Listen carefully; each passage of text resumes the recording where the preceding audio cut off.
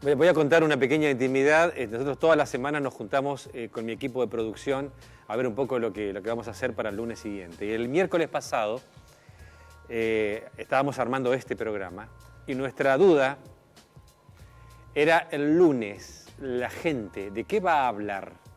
¿De política, de candidatos, de Alberto, de Mauricio, de Cristina? ¿O va a hablar de la economía? Y creo que más de la mitad del equipo dijo, y de economía, después del mediodía la gente va a hablar de economía, porque seguramente van a pasar cosas el día lunes, como pasaron el lunes después de las PASO. Y efectivamente, bueno, hubo novedades que ni siquiera hubo que esperar al otro día. Anoche se conocieron algunas novedades. Darío Ochoa, economista, bienvenido, ¿cómo estás? Gracias por invitarme nuevamente. Por favor. Sos muy didáctico, sos muy claro, y la economía a veces se pelea con nuestra capacidad de entendimiento. Intento, ¿no? hacer eso, digamos. Está bien. Sí, bueno, anoche mismo ya hubo novedades. Sí. Eso habla un poco también, ¿no? De un sentido, ¿no? Tener que anunciar a la noche, prácticamente de madrugada, medidas, no es lo más prolijo ni lo más normal, ¿no? Nadie anuncia medidas de ese tenor a la medianoche, porque básicamente fue anunciado a la medianoche. Se dejó a la medianoche los periodistas estaban ya diciendo, estaban contando. Y a la mañana se reafirmó lo que se había dicho a la medianoche. Sí. En bueno, un ahora, Sandleris muy solo, ¿no? También. Un Sandleris muy solo, ¿no? Ahora, qué paradójico, ¿no? Esto ya es, esto que voy a decir casi ni tiene importancia, es una, si se quiere, una tontería, digamos. Hay cosas mucho más graves. Pero Mauricio Macri, que es el presidente que hizo su campaña contra el cepo, ¿no? El que más renegó del cepo, es un presidente que se está yendo y se vio obligado a aplicar una medida que tanto él, de la cual renegó, ¿no? Que es el cepo, o sea, hemos vuelto a... Voy a decir lo mismo que digo siempre cada vez que dicen cepo. A mí me parece que lo decía en el 2015, lo digo ahora. No es cepo para vos. Para mí son controles de cambio. Controles de cambio. Técnicamente hay que llamarlo, si no es como estigmatizante, decir cepo es un elemento de tortura. Bueno, está bien. Entonces, está bien, está en el folclore. Para muchos es un elemento de tortura, te puedo asegurar. Pero me parece a mí que lo más prolijo es hablar de control de cambios. A mí me parece que es un control de cambios muy amateur, muy rústico, muy, digamos, de revolearla a la platea, porque $200 por persona física sin atender a poder adquisitivo, necesidades concretas y demás, es como para estirar un mes y ver que se arregle el que viene, básicamente, y es muy rústico, muy amateur, es como si lo hubiesen hecho con crayones, ¿no? Una especie de cuestión muy elemental, que ni siquiera está bien diseñado, pero es bueno todo lo que se puede pedir, digamos, a un gobierno que se está yendo, ¿no? Me parece que no le da demasiado la inteligencia para proponer otra cosa en este contexto, ¿no? Bueno, automáticamente pasó lo que tenía que pasar estando en la Argentina, por lo menos. Apareció la nueva estrella. La nueva estrella es el dólar paralelo. Sí, lo más raro es que... Paralelo, blue, negro, como quieras. Claro. Vos tenés 4 tipos de cambio. Vos tenés el dólar bolsa, contado con liquidación, el blue y el oficial. 4 tipos de cambio para un país. La verdad que... bueno, en una época hubo dólar turístico también. Pero bueno, vamos a lo mismo. Sí. Yo de lo que creo es que esto es un control de cambio muy elemental, con $200 muy bajo, es un cepo, como lo dirías vos, hiper reforzado, que es un plan no pica piedra, digamos, mina, digamos, un plan muy elemental, digamos, que es para cuidar las reservas. El peligro de esto es que la brecha se te amplíe y en un contexto de tanto desorden, ¿a qué precio se van a fijar los bienes y servicios? ¿Al oficial o al blue? Y en esa tensión van a pasar 45 ruedas, digamos, cambiarias. Es un problema, digamos, para resolver. A mí me parece muy elemental, sin atender otro tipo de cuestiones que son importantes. Remisión de utilidades de las empresas, puede haber problemas de abastecimiento. La verdad es que es muy difícil porque hoy vemos la medida, estamos midiendo la fiebre, pero esto es la contracara de los $73.000 millones que se fueron en fuga durante todos estos 4 años. ¿Estaremos en problemas durante mucho tiempo? O sea, ¿la vamos a pasar mal? Lo que pasa es que los $73.000 millones ya se fueron. Y los $300.000 millones que vos tomaste de deuda durante los 4 años ya están tomados y hay que pagarlos. Y en el periodo 2020-2023 tenés más o menos $200.000 millones que tenés que pagar. Entonces, la Argentina, creo que la sociedad, a diferencia de lo que estabas diciendo recién, no tomó todavía noción de la gravedad del problema que tiene la economía argentina, vía endeudamiento del gobierno que ya pasó, va a ir un fuerte problema de restricción externa por pago de deuda, que no es nada productivo. Estamos pagando una deuda que no se utilizó para invertir en la Argentina. Acá no se construyó ninguna represa, no se construyó ninguna, usina nuclear, no se construyó un puente, no se construyó absolutamente nada. Son 200.000 millones de dólares que vamos a pagar para aquellos que se la llevaron afuera. Diferentes sectores por diferentes razones. Cuanto más grave es la enfermedad, los médicos toman medidas más drásticas para poder atajar eso. ¿En economía es igual? Es decir... Sí, bueno, esto es como, inducir al coma. ¿Viste? Te chocaste coma todo. Farmacológico, digamos. Coma farmacológico. Y esto es... Pero vos no podés vivir en coma farmacológico, digamos.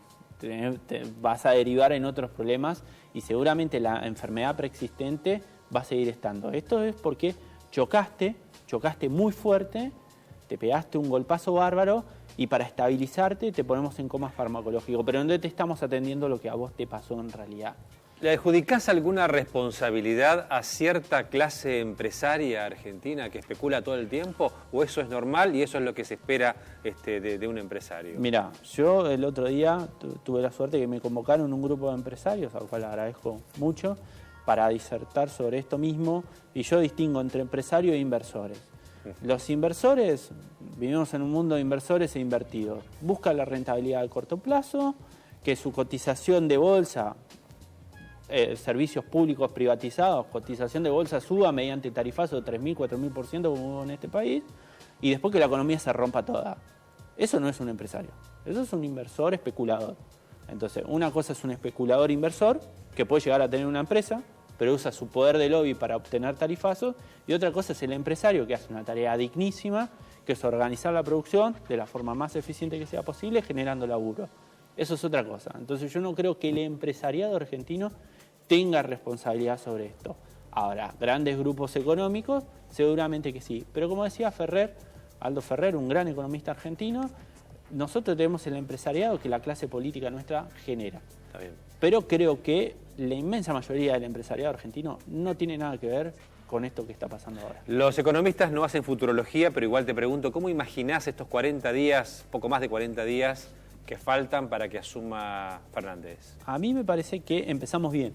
Por lo menos una reunión institucional en la cual el presidente, ya no en una actitud caprichosa como fue la de las PASO, sino tomando el rol que le corresponde, citó al vencedor, empezaron en un equipo de transición, ahora la responsabilidad acá el 10 de diciembre es toda del equipo de gobierno porque van a gobernar hasta el 10 de diciembre.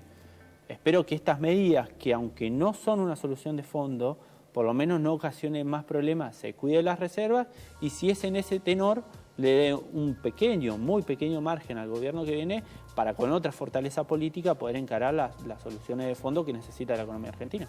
Es evidente. Muchas veces me he preguntado, y como creo que como yo, millones de argentinos, ¿qué nos pasa? Somos la tercera inflación del mundo. Sí. Venezuela, que es un país que está en terapia intensiva. Zimbabue. ¿Alguien sabe dónde queda Zimbabue? Bueno, yo no. Y Argentina. Sí. Bueno, la explicación es larga. Sí. Para empezar, sí, economía argentina es una economía heterogénea, desestructurada y extranjerizada. Recién lo hablaba con tu productor. ¿Qué es lo que pasa con este tipo de dólar? ¿No? Que vos decís, bueno, hay inflación. Si vos tenés una empresa local, empresariado argentino, que vende en la Argentina, sí, va a tender a fijar el precio del dólar oficial. ¿Está bien? Porque va a poder importar al dólar oficial y demás. A él no se le rompe mucho, digamos, su funcionamiento con un dólar oficial y un dólar blue. ¿Qué pasa con la empresa transnacional que está en el país? Tiene que remitir utilidades. Y si va a remitir utilidades y no puede hacerlo porque tiene un cepo cambiario, lo va a fijar al dólar paralelo contado con liquidación o al dólar bolsa, que es mucho más alto. Ahora, ¿quién va a poner esa diferencia? La empresa no la va a poner el consumidor, que le van a cobrar más pesos por cada dólar, porque necesita remitir su utilidad. Eso es una economía extranjerizada. Si vos agarrás, por ejemplo, sí, elementos de limpieza, sí, de la gente, Existen 2 compañías y las 2 son extranjeras que manejan el 90% de la economía Está todo argentina. dolarizado eso. Ahora, está todo dolarizado porque no tiene nada que ver con los costos, sino con el origen, ¿está bien? ¿Y qué viene a hacer esa empresa acá? Que es generar una rentabilidad y mandarla a su casa matriz. Eso es un problema para la Argentina, porque no son, por eso de vuelta, no son empresarios o transnacionales que vienen a agregar valor en algo que nosotros no sabemos hacer. Nosotros sabemos hacer jabón, dentrífico, no hay problema para hacer eso. Una cosa que vos venga a invertir para hacer una represa como Cepernic. Entonces vienen capitales chinos, te traen la tecnología y la haces. Pero la verdad, para hacer jabones y shampoo, no me parece que... Ahora, ¿estamos como para cerrar la economía, Darío? Yo te voy a preguntar a vos, ¿Estados Unidos está para cerrar la economía?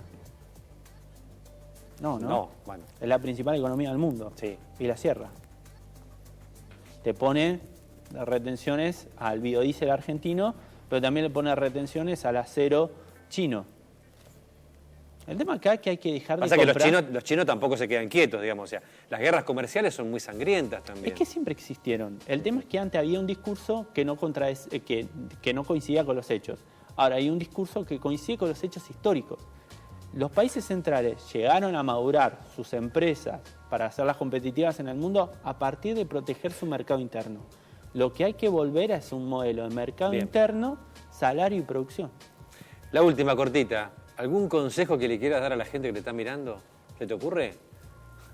¿Qué consejo? No sé, algo, decime algo. Digamos, ¿qué pueden hacer?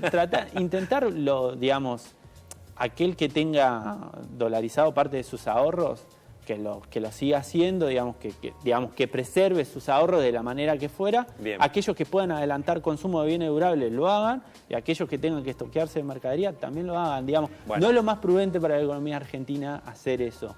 Pero vos me preguntás desde cada uno, seguro. Desde cada uno, de la economía familiar. Darío, gracias. No, gracias a ustedes por invitarme. Vamos a ir a un corte y cuando regresemos estará con nosotros María Soledad Adorno, a quien le agradezco, es la primera vez, ¿no?, que decide venir a un set de televisión en vivo después de eso tan tremendo, tan horrible que le pasó enseguida.